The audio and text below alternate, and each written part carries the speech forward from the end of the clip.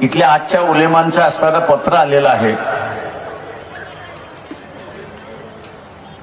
काँग्रेसला त्यांनी लिहिलेलं पत्र आहे की आमच्या एवढ्या मागण्या आहेत, अमुक मागण्या आहेत.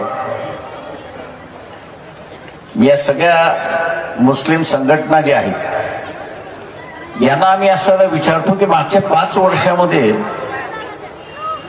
मग तो एनआरसीचा प्रश्न असेल, या मुसलमानांच्या हमल्याचा प्रश्न असेल, किंवा औरंगजेबचा असणारा प्रश्न असेल, मझारीवरचा असणारा प्रश्न असेल, वंचित बहुजन आघाडी उभी नाही. एकतर्फी कधी प्रेम होत नाही. मुस्लिम संघटनांनी हे पहिल्यांदा लक्षात घेतलं पाहिजे की एकतर्फी प्रेम होत नाही. संकटात होतात, तुम्हाला मदत केली. आज आम्ही असं तुम्हाला विचारतो की 32 मतदारसंघ असे आहेत, महाराष्ट्रातले 32 मतदारसंघ असे आहेत की ज्याच्यामध्ये एका बाजूला एकनाथ शिंदे यांचे उमेदवार आहेत, म्हणजे शिवसेना एका बाजूला, आणि दुसऱ्या बाजूला त्याच मतदारसंघामध्ये उबाटा उद्धव सेनेचे असणारे उमेदवार. काँग्रेस नाहीये, काँग्रेसचा सिम्बॉलही नाही.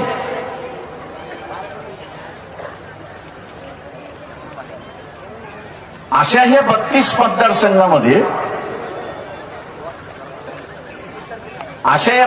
मतदारसंघामध्ये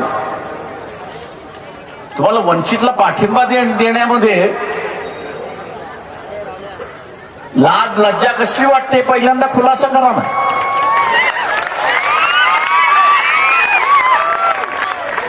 मला लाज आणि लज्जा कसली वाटते हे सांगा ना.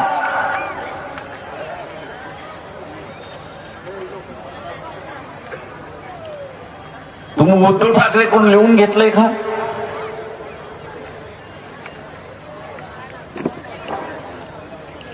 की ही जी महाराष्ट्र महाविकास आघाडी बरोबर तुमची असणारी युती आहे ही 5 वर्ष चालणार आहे, गॅरंटी आहे का? की विधानसभेनंतर असणारा परत जाणार नाही? हे मुस्लिम संघटनांना मी असताना विचारतो.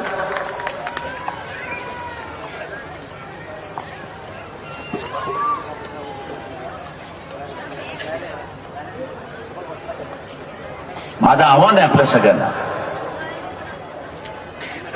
आणि विशेष करून मुस्लिम समूहाला माझं असणारं आव्हान. उद्याचे बोल मी इथे उलेमाच्या संघटना हे निर्णय घेतील न घेतील,